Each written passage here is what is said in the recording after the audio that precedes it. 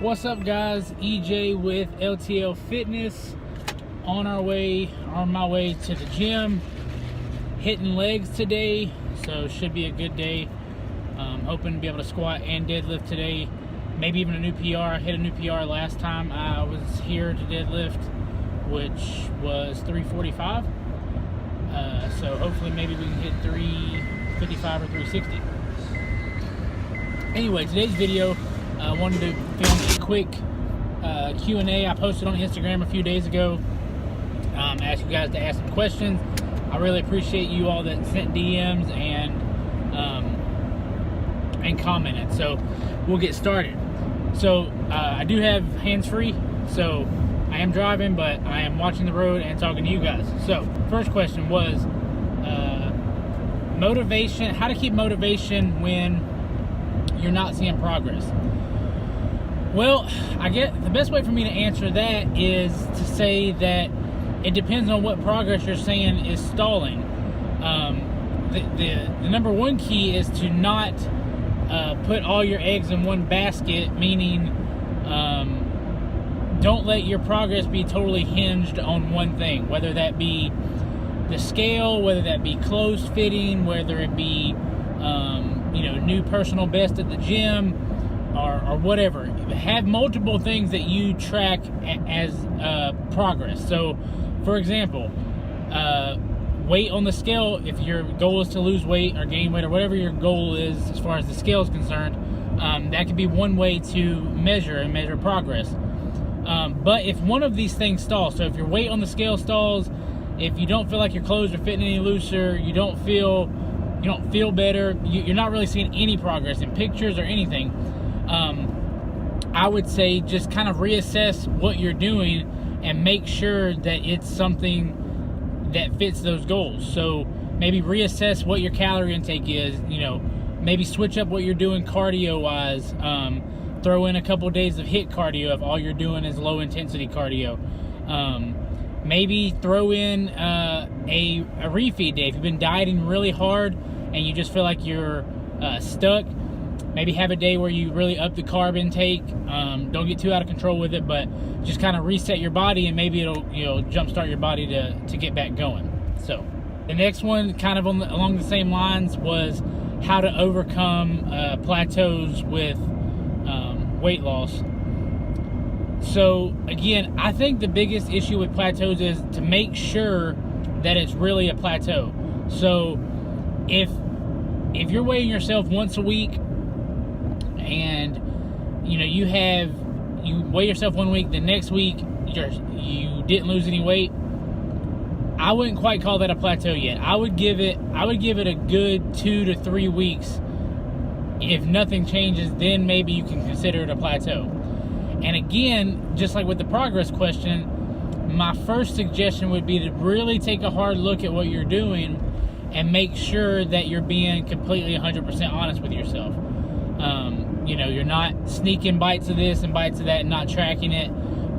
You're appropriately measuring everything. You're not eyeballing things, because when like for me, for example, when I first started losing weight, of course I was tracking things, but if I wasn't as 100% precise, then I could probably get away with it. I mean, I was over 400 pounds, so a few ounces here, a few ounces there, a little bite of this, a little bite of that, wasn't going to show its head on a scale in a few weeks' time.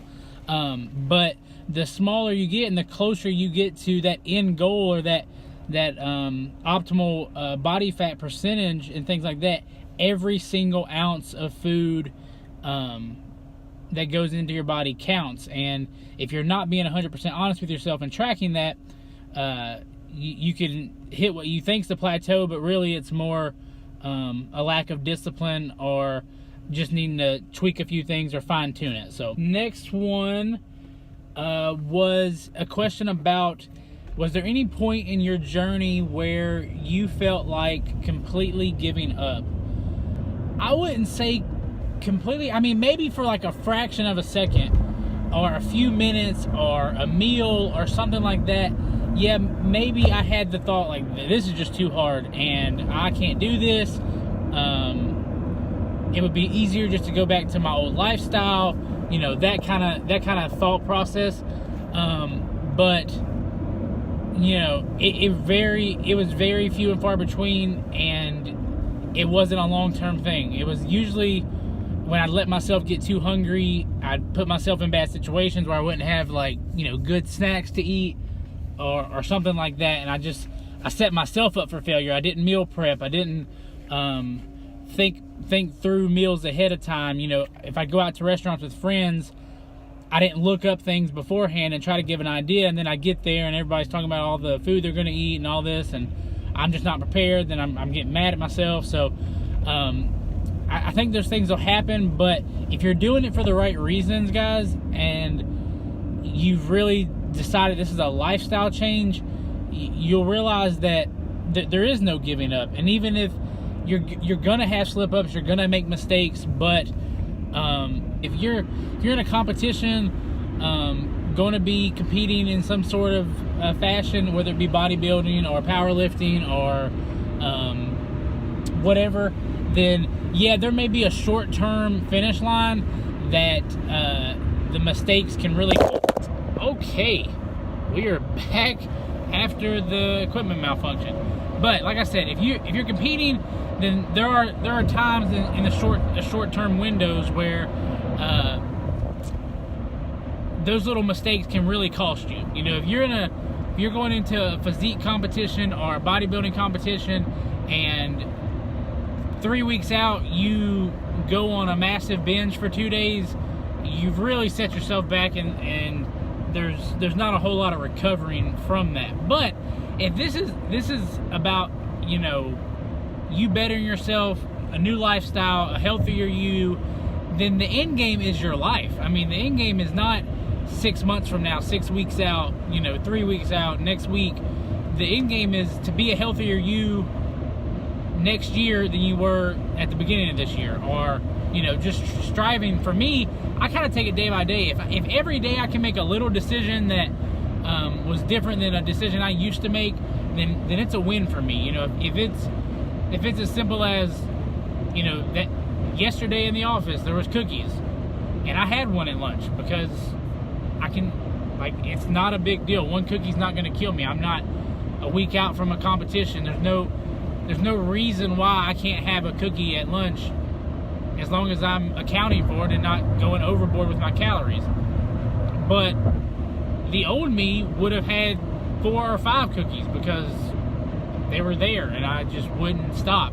So to me, that's a win. So just really, if you feel like giving up, just, you know, take into account the positive changes you've made and don't be so hard on yourself, because I struggle with that a lot. Is I'm really hard on myself, and you know, just be kind to yourself. The next question, guys, was how do you keep motivated once you've got to that goal? My suggestion is that you never stop making goals.